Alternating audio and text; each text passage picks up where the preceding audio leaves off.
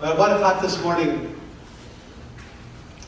about how we are influenced by the things around us, how there are multiple voices in our lives. And we need to figure out what we're listening to and who we're paying attention to. There was a man teaching his daughter the Lord's Prayer. And every night he would say it, and then she would repeat it back to him, line by line. And finally he said, okay, now it's your turn to do it by yourself. And so she said, Our Father who art in heaven, hallowed be thy name. Thy kingdom come, thy will be done on earth as it is in heaven. Give us this day our daily bread, and forgive us our trespasses as we forgive those who trespass against us. And deliver us some email. So we are products of what we hear, or what we think we hear. Email, evil, they get kind of close there.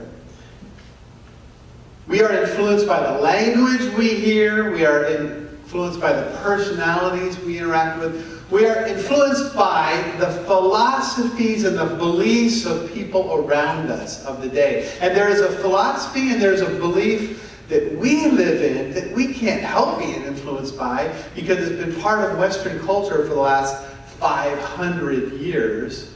And that philosophy, that belief, that thing is science. Science, the word scientia in Latin means knowledge of the universe. And the study of science really took off kind of after the Dark Ages, after people quit worrying all day long about dying from the bubonic plague and weren't living in quite as much misery as they had earlier. And so they began asking questions about how this world worked, how the stars work, and how plants work, and how do rocks and things work. And they began to ask, well, then how can I take that information and have it serve us? And so science took off and has become obviously a really important part of our world, and is very highly valued by us. We look at the stars, and we make plans to go to the moon and to Mars. We use science to predict the weather. We use science to treat medical conditions, to connect us with computers around the world, to drive around in our cars. And science explains some very significant issues with animals. For instance, before the Industrial Revolution in England, 98% of the spotted moths were white and 2% were black. But then the Industrial Revolution came along and everything got covered in gritty soot and turned everything black. And after that happened, 2% of the moths were white and 98% were black. Well, why is that? Because all those white moths got eaten by the birds because they were obvious. Now everything's black, and all the black moths hid out in the soot, and so the population changed. Well, we saw that evolution, didn't we? Darwin's finches. Darwin got to Galapagos Islands, and all the finches had big beaks, and they ate these big seeds. Well, then this other bird species came along and started eating all the seeds, and there were no more seeds. But the finches that had small little beaks could eat the worms and things that were stuck in the rocks. And so all the big-beaked finches died, and all the little-beaked finches thrived, and we saw the population change there. Well, science describes that evolution. And seeing this creativity and this complexity and the wonder about how the universe works, that strengthens our faith in how brilliant God is. The astronomer, great German scientist, the mathematician, Johann Kepler, said about in the 1600s, he said, as a scientist, I interpret what God is doing in the world. I am merely thinking God's thoughts after him. Well, about that same time, in this whole understanding who God is and how he hangs together with science, Luther was the great theologian who said, who God was. He defined him, I think, quite well. He said, God is that in whom or which you place your ultimate trust. God is that person or that thing in whom you place your ultimate trust. And when we look at science, when we look at the facts about how the world works, we say, wow, we have got one powerful, amazing, brilliant God. And science bolsters that faith. But we live in a world that is pretty messed up and broken, and everything gets broken. And so science, this brilliant objective observation and description of the world, it got hijacked and corrupted. And now science is very often used to argue against God. Now this is important for us as Christians, because how many of us have heard the argument that you Christians, you have faith, but we scientists, we have the facts. You argue with faith, we argue with what's real. Anybody heard those discussions? Yeah. It's pretty common, a way to attack us.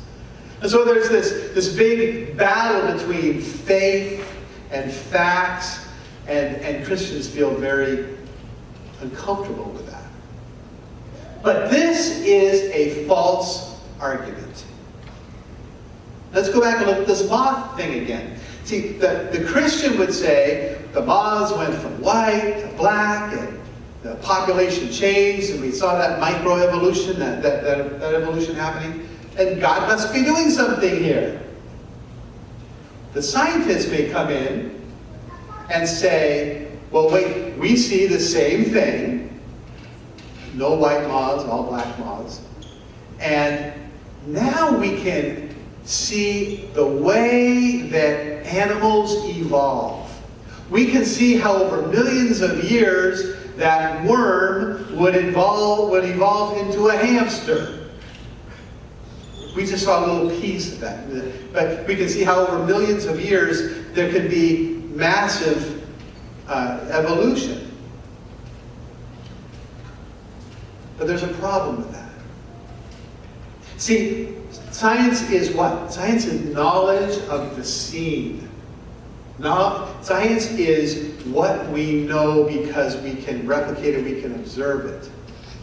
But what has happened is, if you take that knowledge and you take it beyond what we just see, it becomes something beyond science. It becomes not what we know, it becomes what we believe. The scientist who says, we know that this moth evolution is the same as going from a worm to a hamster, is saying, has anybody seen a worm turn into a hamster? Has anybody been around for the millions of years? Kevin, thank you, good, yeah. Good, Kevin's on the earth. He thinks he's going to be unheard because of that.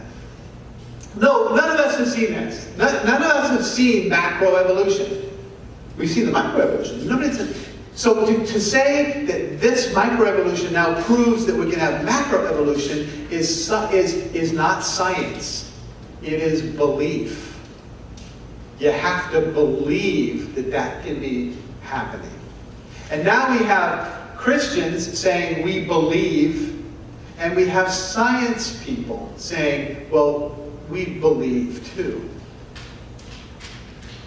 Both have the same facts. We just have a different belief.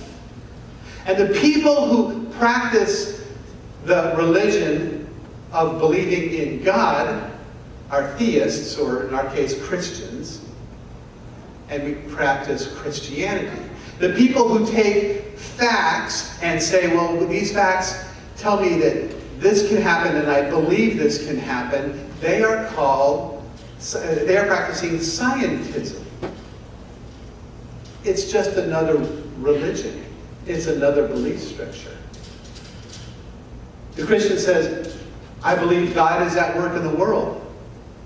The person practicing scientism says, I believe that all these things are going on in the world and there's no God. Well, they're both belief structures. It's not facts and belief, it's belief and belief. Same facts. The Christian trusts in whom? God. The person practicing scientism trusts in whom? They trust in themselves. They trust the facts, and they trust they can take those facts and figure out for themselves. So this is what Job's friends are pointing to when Job gets all kind of riled up by his friends who say, hey, you know, it's not fair. You ought to talk to God about this. You were a good guy. You shouldn't have been messed up with losing everything like you did. And God says to him, where were you when I laid the foundation of the earth? Who determined its measurements? Surely you know. Who laid its cornerstone? Who prescribed limits for the ocean? Come on, Job. You think you figured it out? Really? You don't know what you don't know. But I'm God and I do. See, science gives us a great job of giving us tools to know how something works. And if we have all the facts, we can figure out how the engine works, and why it works, how the pill works, how the oceans work. But we don't usually have all those facts. And even when we do, science is a pretty unsympathetic, non-caring God. When I was a stockbroker, I used to sometimes make recommendations for people to buy stocks. You know, go out, this company's going to be great, buy this, make money. And I was almost always right. Sometimes. But sometimes I wasn't. Sometimes on Monday, I'd say, hey, you know, we ought to buy, this company. And then Monday night, they'd announce some horrible news, and you come the next day, and the stock's, 50% down, it's crashed. And I'd have to call up my client and say, hey, we need to sell this stock. And the reaction would be, wait a minute, I just bought it. That doesn't make any sense. I can't just sell it the day after I bought it. And I'd have to say, the stock doesn't care that you own it. Just sell it. Science doesn't care that we understand it or not. It just does what it's going to do. Scientism is a cold and indifferent faith. It does not care about you. And Peter got this when he got out of the boat. Peter is walking on the water, and he did not need a lesson in the physics of water or the density of the human body versus that would cause you to sink. He didn't need all that. He needed somebody who would be powerful enough to save him from his problem. He needed somebody who would care enough about his predicament. He needed somebody who would come to him, who would reach out and take care of him. And ultimately, he trusted not in the science of his knowledge, but in a God who cared to reach out his hand. So which voice do we listen to? Which voice do we hear? The one we can understand,